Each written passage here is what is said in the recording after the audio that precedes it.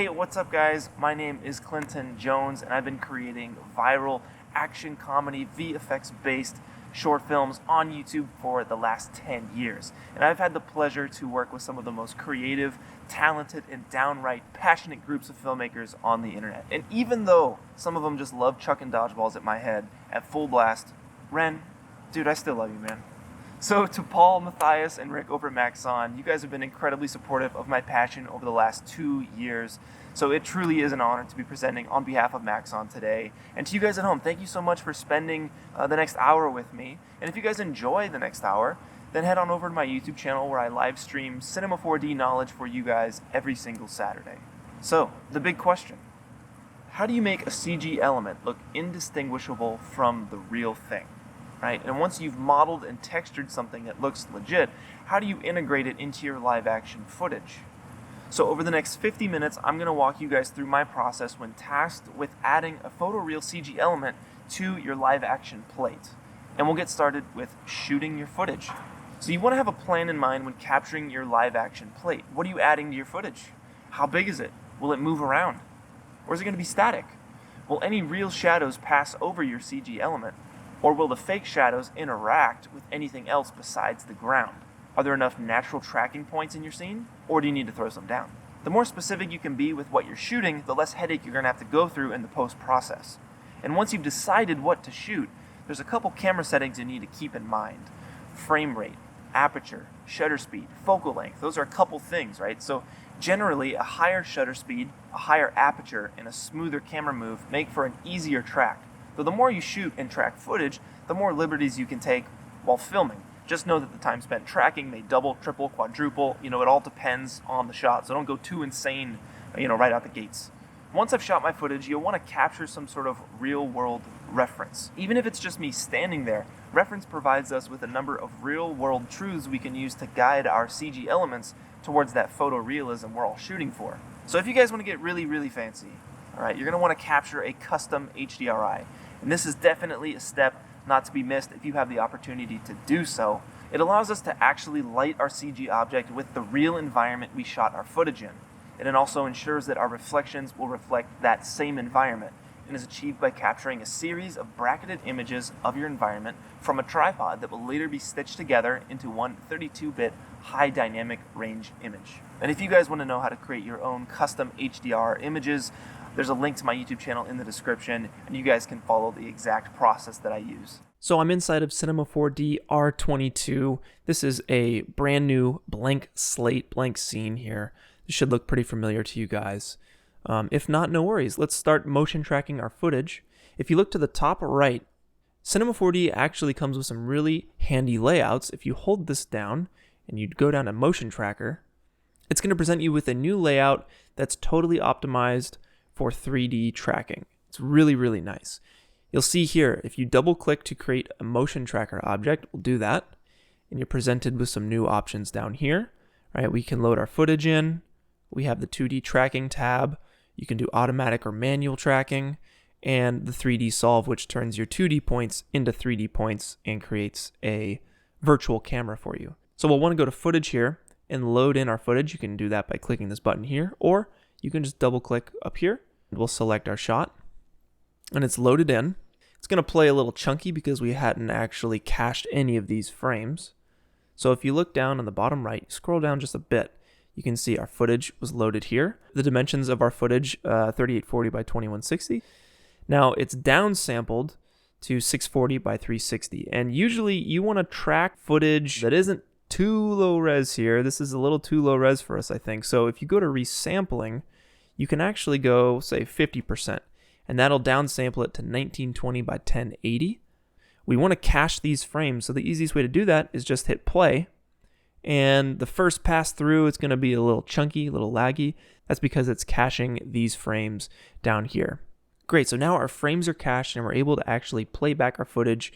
So we know this is a solid representation of our footage because we can see our frames per second down here. And if you guys want to see this in your HUD, you can actually hit Alt-V, and right over here in the HUD tab, you can just check your frames per second along with some other really handy checkboxes here like total objects, total points, and you'll see those up here in the top left. So the tracking process always begins with a 2D track. And the way this works is basically, depending on how these 2D points move around in space, right? Depending on the foreground's going to move different from the background. The midground will move a little bit differently. Then it'll take those points and convert it into a 3D solve. So we're going to auto track this because the auto tracker is actually really, really nice. So basically the way this works, you can either track backwards, you can track forwards, or you can track in both directions at the same time. And that's what we'll use for this shot here. We'll auto track it. The create auto tracks, that's useful when you have like a feature that comes in from frame right and then you're panning across, it leaves frame left and you never see that again. You just want to scrub through your footage and create auto tracks all the way through, and that helps the tracking process. But for our case, we're good with auto track. So let's just auto track this scene. And if you look down here, we can see Cinema 4D thinking real hard. Your program's not frozen, it's just thinking. And there you go. If we scrub to the beginning, we can see we have a healthy amount of tracks at the beginning of our footage. Right in the middle, we have a whole bunch. And towards the end, there's still a healthy amount. To make this a little easier to see, right, because these points, I mean, honestly, I'm colorblind, just straight up. So it is hard to see these points down here. So what I'll do is I'll go to Options and Track Display. We can just turn that to Show Tracks Only. Still hard for me to see this though. So we'll go back to Footage and I'll take the brightness down to like 30%. Then I can see these points, so much better. And some of them are clicking in and out. That's okay. They're going to hang on for dear life for as long as they can. But the ones that are sliding around, like let's see if we can find one that slides like this guy right here. And this is also another really cool thing that Cinema does here is you have this tracker view and you can scrub through and see where things gets off. You can see it slide right there. Oop, no good. That one's got a mind of its own. Let's delete it. Boom, gone. So once you've scrubbed through your footage and are happy with all of your 2D points here, again, it doesn't need to be exactly perfect. You'll be here till next Christmas doing this. You can actually just navigate over to the 3D solve button here, and you're presented with a couple more options. So the solve mode, full 3D reconstruction, this is basically like a free move, as in our camera is moving freely through 3D space, like in real life, you know? A nodal pan is a special type of track, and that is a track that takes place when you have a camera on a tripod and it's just panning or tilting around your scene. That's when you'll want to switch it to a nodal pan. Planar track is just another type of special tracking mode, but we're going to do a full 3D reconstruction.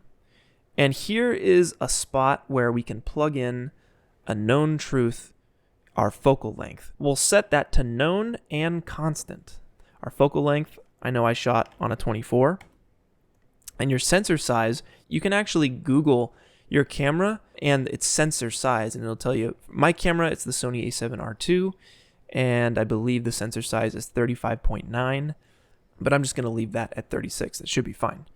Now, all we have to do here is run the 3D solver, and you'll see it thinking down here in the bottom left. Give it a minute or two. And the solve is finished. If we click off of the motion tracker, we should see all of these green and red points in our scene. Let's scrub through and make sure things look great. Sure enough, it looks like they do. So obviously our position and rotation is way off, and I'm betting our scale is off as well. So the next thing we need to do here to make the rest of this process super easy on us is normalize our scene. We want to get to the point where we can spawn a figure, and when we hop into the camera, it's sitting right in the middle, right on the origin. It's scaled properly and it's oriented properly. So with the motion tracker selected, we're presented with a new option here. If we hold this down, we have 3 options. We're able to adjust the position, and we can actually select which axis is which axis. That way Cinema 4D knows which way is up, down, left, and right. So we'll start with a position constraint, and that's basically allowing us to choose the origin point, the 0, 0, 0. So I'm just going to scrub forward, and I'm going to select this point right here, and you'll see this new constraint was created. And the mode by default is set to feature to position. That means the feature, or the 2D point, goes to a position of 0, 0, 0. So if I click away, that figure we created is now sitting right at the origin point, which is exactly what we want. This is going to make things super easy on us when we're going and placing a new newspaper stand that we're going to model in a second. But obviously the orientation is off, so we need to set that next. So let's select the motion tracker and hold down the constraint button, and we'll create a vector constraint. Okay, so we want to find 2 points that are on a certain axis. In our case, let's find the x-axis that's going from left to right. Now we could choose these points here. Basically any 2 points that are on a specific axis are fair game. So I'll select this one here, select this one here, and it's going to create this line. And over to the right, we are asked a couple questions here. So we'll want to take this axis and define it as the x-axis. So if we click away now, we can see our figure is lined up almost. We just need to determine a z-axis or a y-axis. Let's go back to the motion tracker, and we're going to make another vector constraint. 1, 2. Let's hop over to axis and say that is the z-axis. And now when we click away, it's basically perfect. We just need to mess with the scale, but that looks solid to me. So the reason I like using a figure is it gives me a really good sense of scale. You know, this comes in at just under 2 meters. I'm 5'9", so this thing is probably just as tall as me. And this actually allows us to reference the footage of me walking into place here and seeing how tall I am, and we'll just walk it in by eye. Let's select the x-axis constraint that we created, and we'll go to length here. We'll say we know it, and I'm just going to guess here that from here to here is, I don't know, 3 feet. And now the size looks locked in. Just fidget with that number until the scale looks right for you. So once I've 3D tracked my footage, the next thing I want to do is set up my lighting so that whenever we bring in assets, or in our case, when we model a newspaper stand, things are just looking good by default. So you ever see those guys on set with like a reflective chrome ball, and then they have like a matte gray ball, and ever wonder what they're doing with those? Well, basically they're capturing real world reference. And if you can recreate that real world reference in 3D, then that means your lighting is basically good to go. So we're going to do that here in Cinema 4D. We can hop back out of this layout, and let's go ahead and hide these auto features. We can hide our figure, and I'm just going to hold down this cube here. We'll spawn a sphere, and let's go up to 100 segments. And we'll give it a radius of, I don't know, 1.5 feet. And we'll raise it off the ground by 1.5 feet. So it's just sitting perfectly on the ground there. And I use Octane as my renderer of choice, but you guys can follow along. All the same tips and tricks apply, like if you're using Redshift. And I'll actually briefly break down some of the Redshift equivalents before we composite in After Effects. Let's just go ahead and make a new Octane glossy material and drop it onto our sphere. And let me load up another layout I have where you guys can actually see what's going on here. Let's render the scene, and right now we're just getting this image here. So let's go ahead into our material. We'll go to index and we'll set the index to 1. That's going to turn it into a perfect chrome ball. Nothing's changed here because we don't have an environment that this sphere is reflecting. So let's go ahead and load in an environment here. I'll load in an Octane sky, and we'll go ahead and grab our custom HDRI image that we made.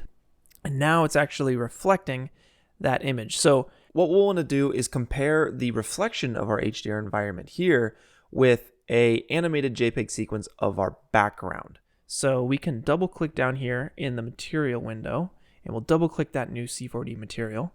Under the color tab here, I'm just going to drop down this arrow and load up the JPEG sequence of our footage that I exported from After Effects. So we need to make a couple tweaks to get this JPEG sequence to actually play in our viewport. So first I'm going to go to the floor button, we'll make a background, and we'll drop that new material onto our background.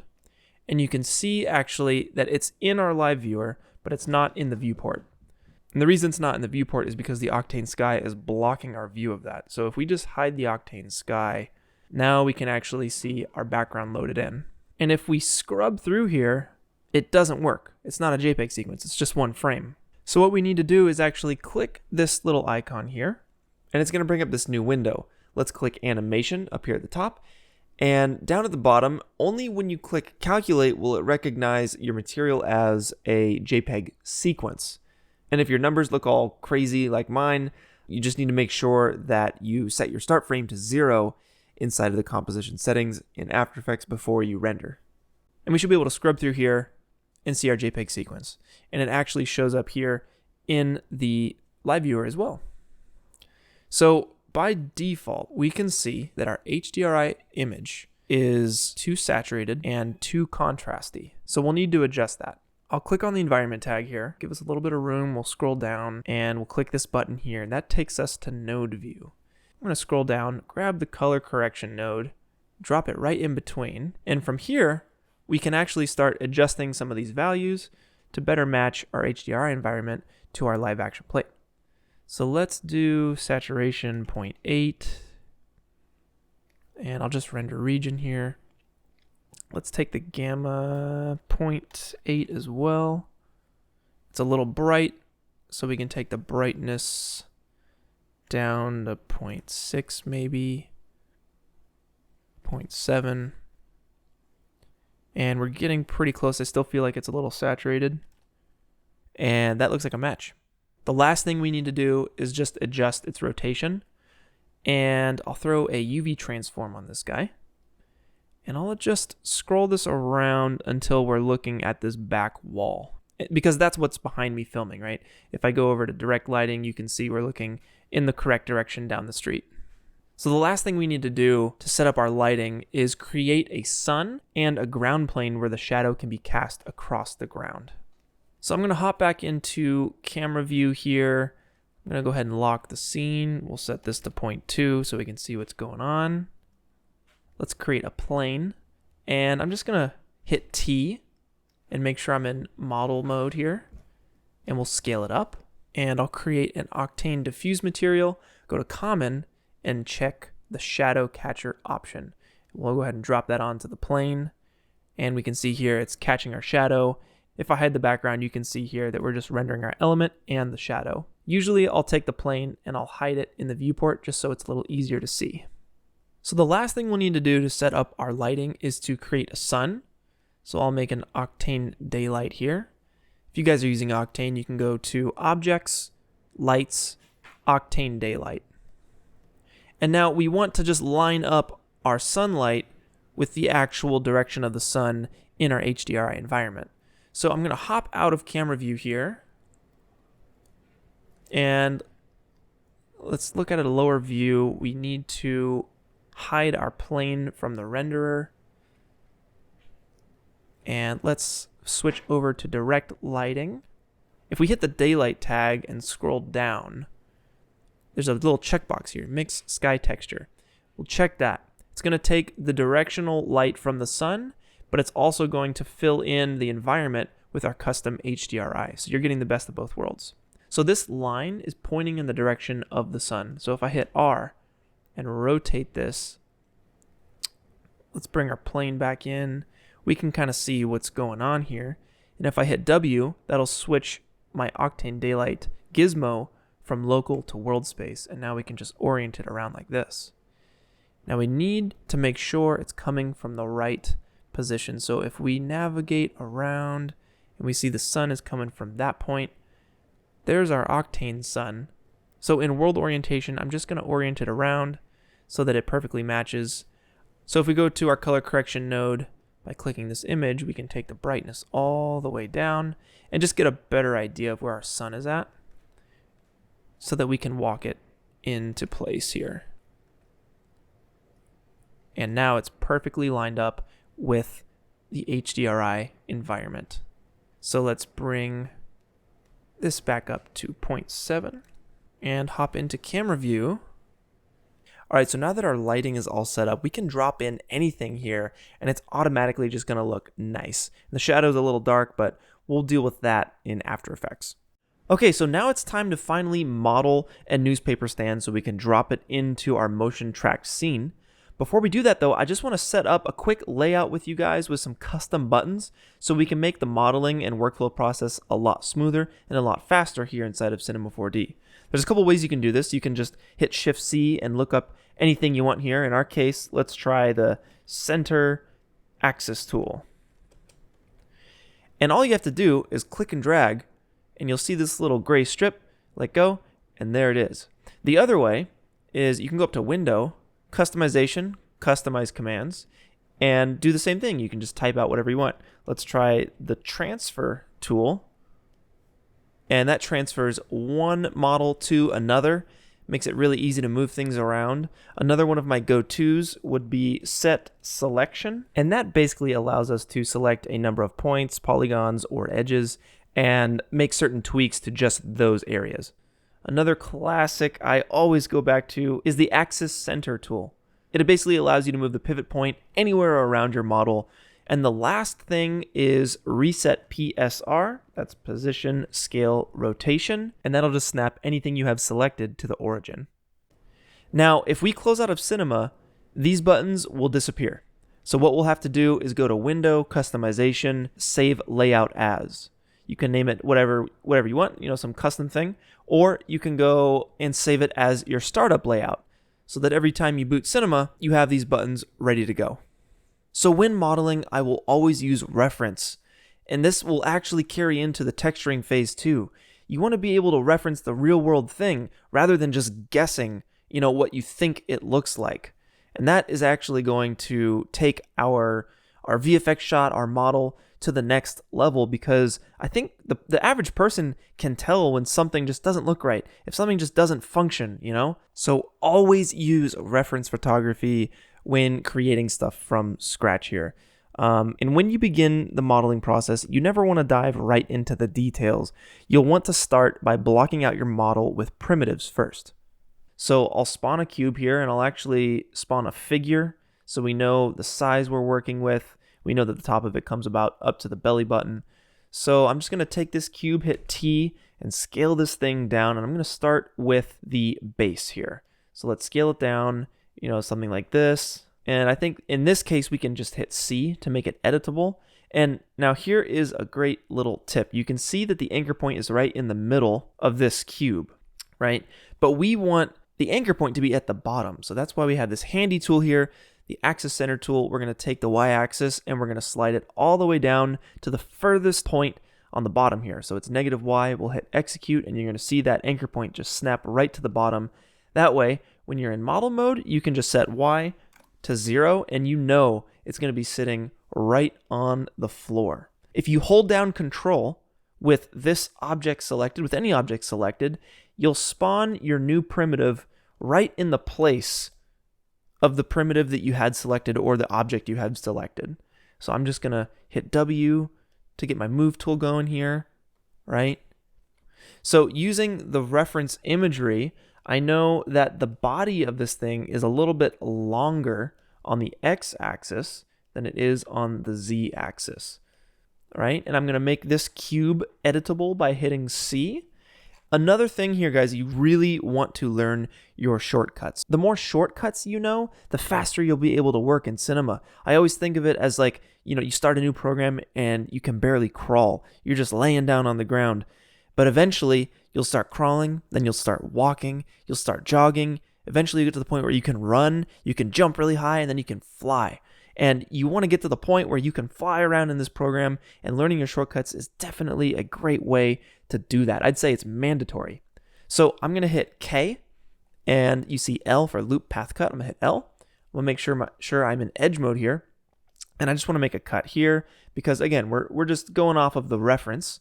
We'll grab this top point, and you can see how the anchor point is skewed at this 45-degree angle. That's because it is set to local orientation. If I hit W, that's going to cycle back to world orientation. So let's slide this back about right here. And I know there's like a little offshoot hanging from the side out over here. So I'll actually go to polygon mode, and I want to break this piece off, just this top piece. So the shortcut for that is UP, and that's a shortcut for split. We're going to break it up. All right, so we have that piece. I'm going to grab this edge, slide it out just a little bit. I'm going to make a cut here, and I'll make a cut here so that we can delete this polygon. And now we have our entire top piece right here. So let's go ahead and hide the main body. I'm going to go to edge mode, and UL is a shortcut for loop selection. So that's going to get the surrounding edges of this whole thing. If I hit W and I hold Control, I can make some new faces here just by clicking and dragging down. And this is basically going to be our topper. Now we'll bring in our main body again and orbit around here. So it has some lips on the side here. If I go to the main body and we'll go to edge mode, we'll hit KL. Again, that's a loop path cut. Let's do one there. Let's do one here. We'll go on the other side as well. Now we could do like a symmetry setup, but honestly, this is just going to go by so fast. I don't think it's going to be necessary. Okay, we're going to grab all 4 of these corners here. I'm holding shift to select everything. And then I want to extrude these out. So the shortcut for extrude is MT. So we'll zoom in, extrude those out so we have like a nice little lip there. That's great. And the top has the same deal. So we're going to do UL for loop path selection and MT for extrude, and just bring that out a little bit further so it just hangs over the edge of this thing. Now, the last main chunk is this little door here where you open it up and get inside for the newspaper. So let's select our main body, holding control. We're going to spawn a cube right at its center point. I'm going to hit T for scale and just drag this down. Okay, I'm going to hit W, bring the cube out, hit R for rotation, and rotate this. Let's go into a side view here. This will work just perfect. I'm going to make this cube editable, select these points, move them down, and you'll notice it only selected one of the points, right? So this is not correct. So we'll undo that, and we'll want to make sure that with our selection tool selected, only select visible elements is unchecked. It's going to get everything. It's just going to laser through it, and we'll just bring this down so it lines right up. Back in, let's select this face here, MW for extrude inner, and that comes in just a little bit here, and then MT, once again for extrude, we'll just pull this back. And just make sure this lines up flush with the edges of this newspaper stand. So I'm going to hit T for scale and just open this up so it reaches the bounds of the newspaper stand. So this is basically the idea. You just want to block this thing out so that we can get a general idea of what we're going for. That way we're not wasting time. We want to be as efficient as possible with our work. So I'm going to take this and let's go ahead and move it into our motion track scene to make sure our scale is right. We can select all of this, drop it into the null, call my stuff geometry. I'm just going to copy it, window over, and move it over to our motion track scene. I'm just going to paste that in there, and it looks a little small. So I've pulled some points around to match our model to the actual newspaper stand. From this point, we'll want to start detailing our model, which we don't have all the time for today, but I want to show you guys 2 last modeling tips, starting with the Bevel Modifier. Now, if you mouse over to the modifier button, we can hold this down, and we're presented with a list of all the modifiers. We'll click the Bevel Modifier, and we'll make it a child of our geometry. And by default, it's looking janky, so let's adjust this thing. But it is cool how the Use Angle button is checked by default in R22. Usually that'd be unchecked, and it'd be beveling everything, even the stuff you don't want beveled, like this line here. But with the Use Angle checkbox, it knows, hey, we just want to bevel certain parts of the geometry rather than parts, you probably don't want beveled. So the offset is what controls the amount of bevel. I'll come in here and just go 0.1. And that's nice. That actually gives us a nice bevel. And it's a really good tip to bevel all of your edges because there's no such thing as a perfect 90-degree sharp edge. And when we bevel our edges, the light catches nicely on the sides. And that is definitely something you want to keep in mind when going for that photorealistic look. And we can set the subdivisions to something like 3. You can do 5, whatever you guys feel like is right for this thing. And you can always adjust this later. That's the beauty of the Bevel Modifier, is you're not baking in any geometry. This stuff is completely editable. If you get notes from a client, you're going to want to be able to adjust this stuff on the fly. And when you bake things in, you're kind of screwed. You're going to have to do it over. And another thing I like about the Bevel Modifier is the selection box. So let's go ahead and select all of our outermost edges that we want beveled. And we'll set a selection. So we made that button, our custom button for set selection, or you can go to select and come on down to set selection. And you can see right next to our model here in the objects window, we have this new icon, and it is the edge selection tag here.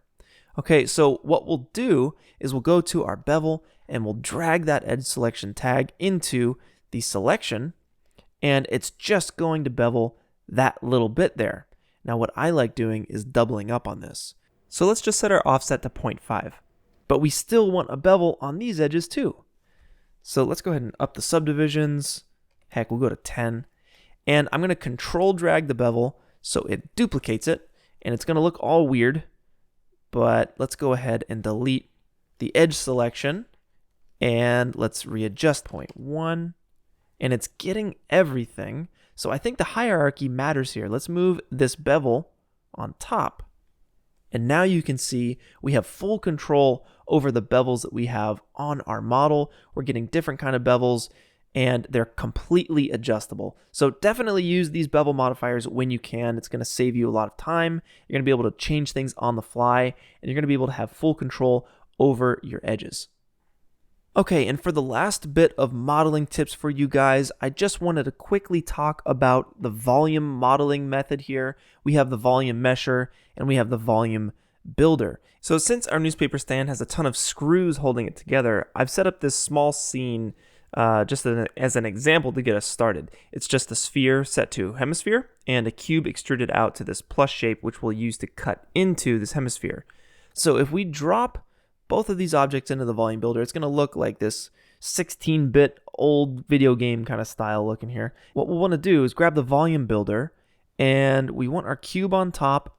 We want to subtract it, but it still looks wonky, right? Let's take our voxel size to 0.5 inches. Let's zoom in here. We can see that it's hollow, and that's not good. So we'll grab our sphere. Let's turn off the volume builder for a second, and we want to just close this hole. So I'm going to go to polygon mode, right click, and we will close polygon hole. MD for the shortcut there, and I'm always trying to come up with dumb ways to remember that. MD is like a doctor, they're patching holes, and you will hopefully never forget the shortcut for the close polygon hole tool ever again. The cheesier the better with those, usually works out. So let's bring that back in, and now you can see we got a nice little cut here. Now obviously that is super low poly. Now the best way to fix that, if we go to sphere, I'm going to hold Alt and drop a subdivision surface. By holding Alt, you are making the object you have selected an automatic child of that new thing that you have created. Hopefully that makes sense for you guys. Shift is the opposite. It'll make it a parent. Okay, so we want to still subtract. Wrong thing. We just got to get our order right again. Boom. And now it's looking a little bit better. If we take our volume builder, hold Alt once again, and we'll drop it into a volume mesher, it's going to take our volume and actually turn it into polygons that we can use. We can hit NA to change our shading method. Now we can see a little bit of those polygons in here. So you can hold Shift and drop in a smoothing modifier, and that can just smooth things out just right. And that about wraps up the modeling section of this presentation. I hope you guys can use those tools to speed up your workflow and give you guys more possibilities in your modeling process. Generally, the more detailed you guys can get when it comes to modeling, the better. And the closer you can get to the way something is actually built, the better. And it all depends on how close your model is to the camera. If it's way in the background, then it can just be a block out, kind of a quick sketch type thing. But if it's up close, you're going to want to get real detailed with it, because that detail goes a really long way. And the same is true for texturing. So let's talk about how to texture something and make it look legit. And the first thing I'll do is look at my reference material and see how this thing actually looks. Let's take a look at the attributes here. Now, there's inconsistencies in the color. There's dark parts, there's red parts, there's parts where it's like kind of orangish and reddish. There's definitely variation in all of that. There's some dirt on this thing. There is some variation in the way the paint builds up on this. There's dirt on the glass. The top of this thing is broken up in a really interesting way. Some parts are really rough. Some parts are a bit more shiny. I'm betting there's some fingerprints on this glass. And if we zoom in here, there's definitely some bump on the top of this thing. I know the top of this is warped a bit. We have scratches in the top of this. There are surface imperfections all across this newspaper stand. And that is one of the crucial steps not to be missed when going for that photoreal look, is surface imperfections. Nothing is perfect, guys. Like, look at all the smudges on this glass, how many times it's been wiped, how many times it's been cleaned, and then it's got dirty again. There's a bunch of rain residue built up on this thing. There's some grunge on this sign. The list goes on, and you don't want to miss out on these surface imperfections. They'll make your object look used and really tell a visual story. So what we're going to do is just build up a base material for this newspaper stand. We're going to go over color, we're going to get bump, we're going to get some normal in there, we're going to get some surface imperfections, and I'll just walk you guys through my process of how I do that. So I'm going to begin by lining up my camera to a nice position where the sun is bouncing off the top of this newspaper stand. That way we can actually see how the reflections and all the roughness is working. And I'm going to make a new Octane glossy material. You can do that by just going to Materials, Octane glossy material, or once again you can hit Shift-C and search literally anything inside of Cinema 4D. Let's hop on in, and I'm going to apply this new material to the top of our newspaper stand. Now the first thing we're going to do is work out of the diffuse channel. I'm going to grab an RGB spectrum and let's pipe that into the diffuse, and we'll pick like a nice blue color here. Now we want to break up the color that we see here in the reference. There's points where we have darker red, we have like some brighter red going on. You know, it looks like kind of like an orange. So I'm going to control drag that RGB spectrum. Let's pipe that new one in. It should look exactly the same. And let's just go ahead and change this a little bit. Not too crazy. Probably go a little darker, maybe a little less saturated. And that should be good. Now we want to go ahead and mix these two colors together using a noise node. So I'll drag this out.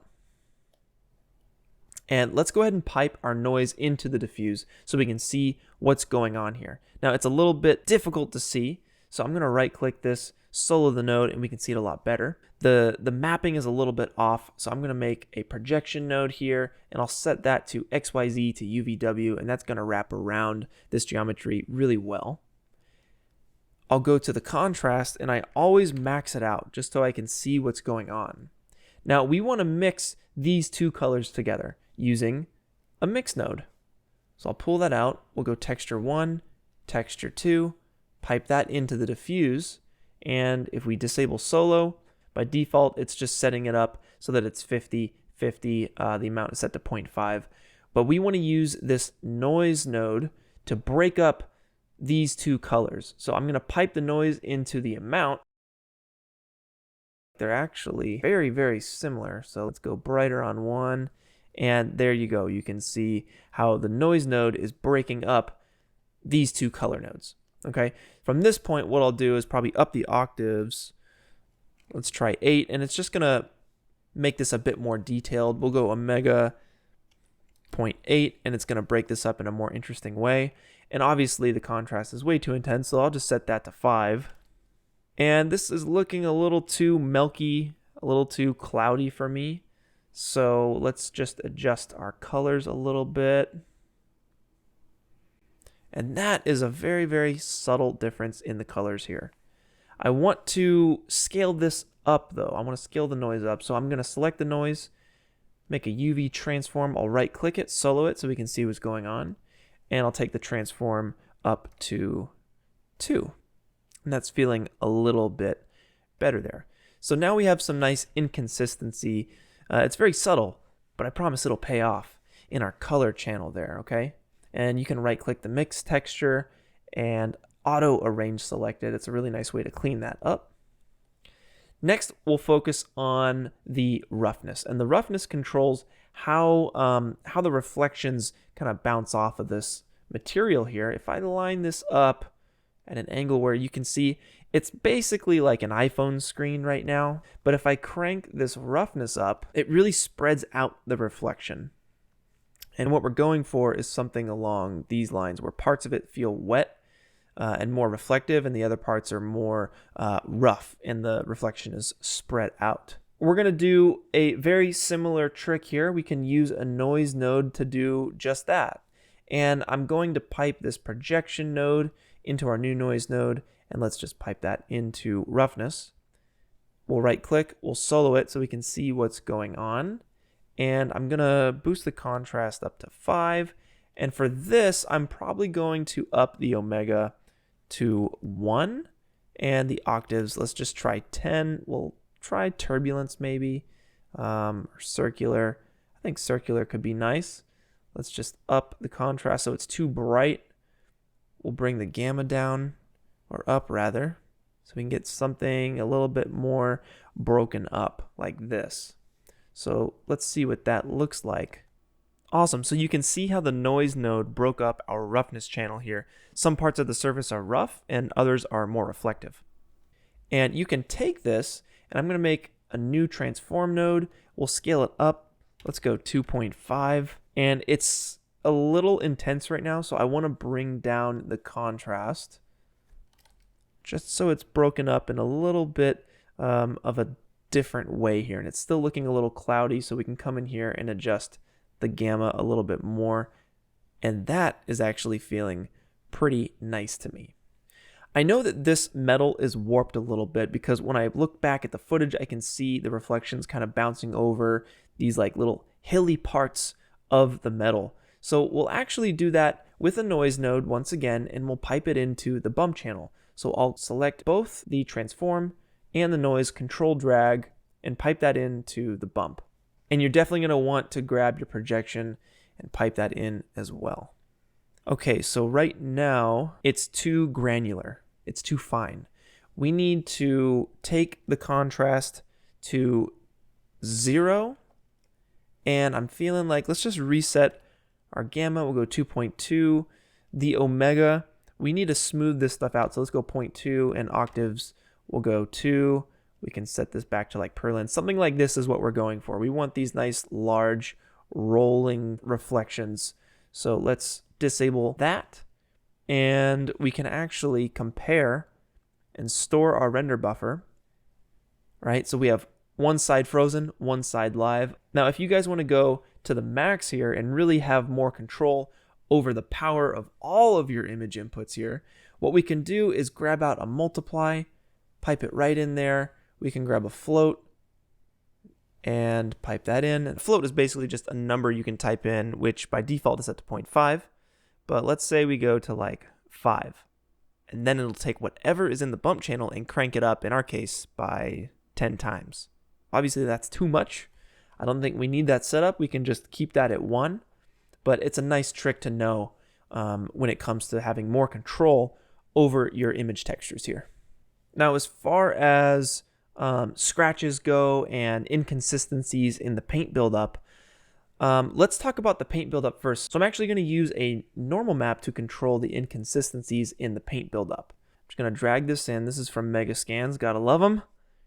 All right, and we're just going to put this into the normal channel. If we zoom in, we can actually see some really intricate detail here in the paint. It looks like it's actually kind of painted on here. Now, the last things as far as texturing goes for this demonstration is scratches. And this can really, really make your texture shine. And it's probably my favorite part of the whole process. We're actually going to mix 2 textures together in order to achieve that scratched look. Basically, you have your painted metal here, and then it's scratched away and eroded away to see this nasty old rust. But I want to do it with an actual kind of like shiny metal, more so like these little details here on the side. So to do that, let's briefly make the shiny metal material. We'll do that by making a new glossy material in Octane. We'll double click and we'll go down to the index, set that to 1. And just like the chrome ball, that's going to turn it into a chrome material here. So we'll apply it to the top, and you can see, sure enough, it's a chrome material. We want to mix these two together with a mix material in Octane. So let's give ourselves some room, and we can see here that it's looking for material 1 and material 2. So I'm going to drag the glossy material, the chrome material, into material 1, and we'll drag our paint material into material 2. Okay, so let's double click and go into the mix material, hop into Node Editor. If you guys aren't using the Node Editor at this point, definitely try and get here, because you can actually see all the stuff that's going into your material. It's very, very helpful. And this kind of setup here, it's a little messy, but you can always right click stuff and just clean things up with the auto arrange selected feature. It's really, really nice. Okay, so we basically have our chrome material here and our paint material right here. And it's mixing between these two, once again by default, with a float texture set to 0.5. And let's apply the mixed material to our geometry. So right here we have a fantastic scratched surface imperfection that we're going to use to mix between the chrome and the paint. Let's bring this in, let's get rid of this float texture, and let's pipe this into the amount. Let's right click it first, we'll go to solo node to see what's going on. Now we always want to give it a projection node and reset that to box. And let's go ahead and give it a UV transform so that we can scale it up and down. I think we can take this and work the gamma so that more of the scratch texture comes through. And there we go. When you drop the gamma down, you can really see that material come through. And that looks super awesome. So definitely don't miss out on the surface imperfections because they're going to get you closer to that photoreal look. There's definitely no such thing as a perfectly clean object, unless you're doing like product photography or something. But that's just a whole nother game. So before we render, you'll just want to duplicate your texture, change some attributes, and texture up the rest of your model. And before you render this thing out, you always want to check your source footage for motion blur and make sure you match it in your render. I usually like to render my motion blur outside of Cinema 4D just because you get those true highlights, maintaining their full light values across the motion blur streak. And if you guys aren't rendering as image sequences here, you definitely want to make sure you do that. It's kind of a built-in redundancy. It's going to make sure that if your computer crashes or whatever, you have those backup images and you'll just start it from the next image you left off on. So under save, I will just go to OpenEXR usually. 16 or 32-bit should be fine. And make sure you have alpha channel checked. So when you drop this in, it's going to be super nice and easy to composite. All right, so as promised, I'm going to walk you guys through the Redshift equivalents of all the different Octane nodes that I was using. It's very, very simple. And I'm very new to Redshift, but I picked this up pretty quick, so I think you guys can as well. If you create a Redshift material, right, I already have one made. I'm going to double click and go into the shader graph. So the first thing you notice, if you're familiar with Espresso, the Redshift shader graph looks very, very similar. In fact, it's basically the same thing. And let's just take this piece by piece and break down this very simple texture. Just like Octane, I dragged and dropped my image textures into this window, and that's all of these yellow nodes here. You got your ambient occlusion, your albedo, roughness, specular, normal, displacement, all that good stuff. Pretty simple, right? Now over to the left here, you can type in anything you want, and it's going to search through this node list. For example, I used a ramp, which is the same thing as a gradient or levels if you're in Photoshop or After Effects. And you can just type that in here and drag it out, right? And you're just going to pipe your nodes into each other, just like this. And you can edit your attributes here on the right side. Again, very, very similar to Octane. All the same techniques apply across the board. Let's say you want to drop the brightness value of your texture. Let's try a color correct node. That's what I have right here, and all you're going to do is just maybe drop your level scale, and it's going to adjust the brightness of your diffuse map or whatever you want to apply this color correct node to. And very similar to Octane, when you're piping in your displacement, you're going to want to use a displacement node as well. So you would just come into the search bar here, type displacement, grab your displacement node, pipe that in, and you'd pipe that into the output. You're just going to drag this node right up into here. And boom, displacement, it's already set and you're good to go. And the same is true for normal in Redshift. You'll want to use a bump map and use that as your input straight into your bump input on your Redshift material.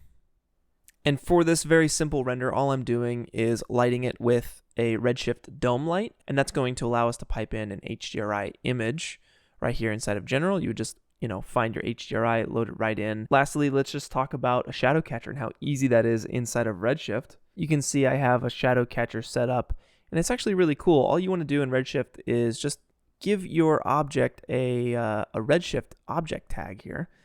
You'll go to Matte, you'll override, you'll enable in General, you'll scroll down and enable your shadow, and your shadow catcher is all set. So it's actually very simple, guys. All of the same tips and tools and techniques across the board apply for all the different renderers. So whatever I'm doing in Octane, you guys can do in Redshift as well, no problem.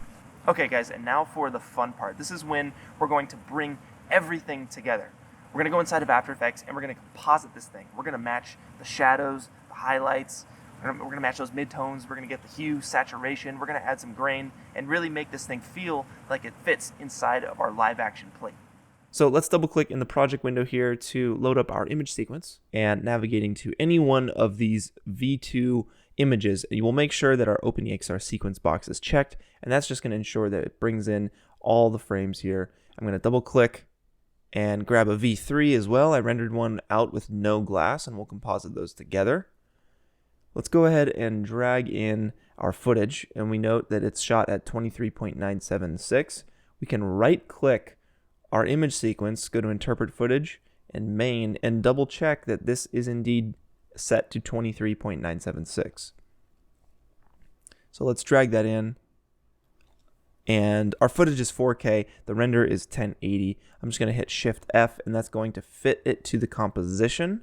But if you notice, there is this white halo around our render, and that's caused by just the way After Effects is looking at the alpha here. So we'll want to go back to interpret footage and change the alpha to straight unmatted, and you can see that line just go away. So that's a thing that I always do when bringing in renders from Cinema 4D. I'll drop in our no glass render, and you guys should see here that it's just looking straight through to the street. And the reason I did that is because for some reason our specular material is acting like a mirror, and we don't want to do that. So we want to have full control over the opacity of that reflection, and all we need to do is have our other render at the bottom and then work the opacity just so it matches our reference footage. And now we can select both of these. We can hit Control-Shift-C to pre-compose these two image sequences together. We'll move all attributes and hit OK. All right, our track looks super solid here. We definitely need to composite this render. The lighting is a little intense, the saturation is a bit intense, and the shadow is too dark. So how do we know exactly what values we need to hit other than eyeballing it? So if we go up to this little window here, the info panel on the top right, you can see HSB for hue, saturation, and brightness. We also have alpha. And if we reference over the actual newspaper stand, we can see that the saturation and brightness are sitting right around 46, 47 kind of area. So we can compare that to our render, which is definitely not hitting those numbers, and we want to adjust it so that those numbers match. The first thing we'll do is adjust the saturation. So let's just find hue and saturation, drag it on there. So this saturation is at 47, 48. Our saturation is at 70. So let's try -30. A little bit further, and that feels about right to me. Now the biggest thing is the black levels here. We can see that the black levels on our render are way darker than the actual source footage. So let's go ahead and grab some levels, and I'll actually move the hue and saturation below the levels. So we'll do this level adjustment first, and I'm just going to crank this slider until this is looking right. The brightness is 10, 11 on this, and it's about 10 on ours. So I'd say that matches. In terms of the brightness of our actual newspaper stand, that's at 59. This is at 48. So let's just bring this slider down. And now the highlights can be a little intense as well. So we'll want to check those highlights too. So we're going to want to bring this down until we get that to like a 70. Yeah, that's not bad at all. So this feels pretty good to me minus the shadow. It feels a little bit dark. And actually this is not quite fully opaque. So we can go to our alpha settings here and adjust these and just give our shadow a little bit more brightness here. Two last things we can do here to make this render really shine and blend into our footage. Let's take a look at these shadows. And you can see this noise specifically in the shadows of our live action plate here. Now, if we go to our render, we can see that it's just perfectly smooth. There's no noise at all. We can just search for noise and drop that into our render. Give it something like 3%, maybe 5%. You always want to add noise. Always match the noise. You can do that with a match grain effect as well, but it's a lot more render intensive. And finally, there is a super subtle slight bloom in the highlights in footage. It's not super apparent here, but when the sun is striking something pretty harshly, it definitely kind of washes out and diffuses out the highlights. And you can replicate that in your render by duplicating it, throwing an extract filter on it, and we'll just work this bottom slider. Let's actually solo it. So we're getting rid of everything except for the highlights. So right around here, it's just the newspaper, and at a certain point, the top of our newspaper stand when it's getting hit by the sun, and we can work the bottom slider just to kind of feather that out. And if we bring everything back in, we can set this to something like screen and throw a fast blur on it, and we drop the opacity down to something like 15. And it's so subtle, but these effects will go such a long way and really help blend in your CG elements to your live action plates. All right, guys, so that was a lot over the last 55 minutes. So we talked about shooting your footage and what to watch out for. We brought it into Cinema 4D and we tracked it. We talked about different ways to get nice tracks out of C4D. We then lit our scene using an HDRI, and we combined it with a sun, all right? From that point, you set up your shadow catcher, and then you're good to start modeling or dropping in your CG objects. So we started modeling with a blockout. Always start with a blockout because it saves us a lot of time. Then you go into detail, all right? Once you have your model, we're gonna texture it. We talked about surface imperfections and how important those are to making your model look photoreal. Before you render, make sure you match your motion blur to your plate. Always render your motion blur outside of Cinema 4D because you get those real nice highlights. And from that point, we talked about compositing inside of After Effects. So guys, I really hope you enjoyed this last hour. Thank you so much for taking the time out of your morning to spend it with myself. Thank you to Maxon for allowing me to present here at siggraph. And if you guys enjoyed this, then please head on over to my YouTube channel, youtube.com/Punisher. I'm getting into Cinema 4D, I'm getting into After Effects, and I'm getting into Unreal Engine. So come on over and let's get learning together. Thank you guys. Peace.